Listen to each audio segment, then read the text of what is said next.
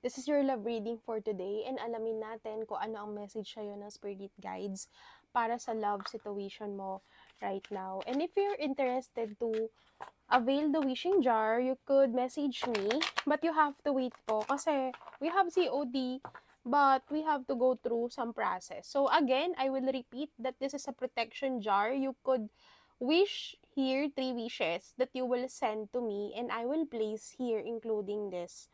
So, ento na po siya, 3 wishes yan. Related po sa protection, like tungkol to sa mga kaaway mo, sa mga taong naiinggit sa'yo, and sa life mo. This one naman is wealth, para to sa money, sa career. And 3 wishes din to para sa buhay mo, related sa pera, or related sa upgrade ng career. So, this one is sa love. So, ito yung talagang mabentang mabenta. Kasi everyone is wishing para sa mga minamahal nila and para sa sarili nila. So, you have to wish here kung gusto mo ma-obsess sa'yo yung person mo or gusto mong mahalin ka niya.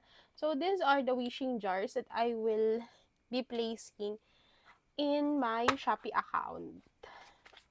So, kung gusto nyo naman, pwede kayong mag-direct order sa akin. Pero, pwede rin naman kayong mag-place ng order sa Shopee. Okay, so, let's have your reading. Tignan natin kung ano ang message ng spirit guides mo para sa love situation mo ngayon. 6 of Coins, reciprocal. Okay, so, I feel like this person knows na ikaw ay nag-invest sa kanya ng feelings, pero tinake for granted niya. So, actually, I'm seeing here a card of foreign person. So, pwedeng you're dealing with someone different. Pwedeng foreigner to or ibang lahi. Or baka nasa ibang bansa siya pero Pilipino din. And meron sa part niya na gusto niya maglaan sa'yo ng time kasi alam niyang nagkulang siya. So, pwede kasing pangalawa ka. Meron na talaga tong pamilya. Or meron na nauna sa'yo. Kaya hindi niya maibigay sa'yo yung full relationship, yung full attention. Hindi naman sa other third party ka, no? Or kabit. Pero ang nakikita ko kasi dito, this person needs to end something in order to be with you. Pero hindi kita i-judge kasi wala naman ako sa place mo. But ang card sinasabi sa'yo dito na kailangan niyang tapusin kung ano yung meron siya dun sa isa para makasama ka niya.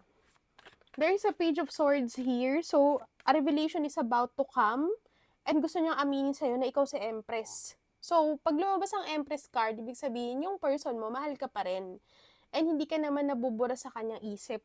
Pero meron sa part niya na hindi niya alam kung paano niya handle yung relationship with you. Kasi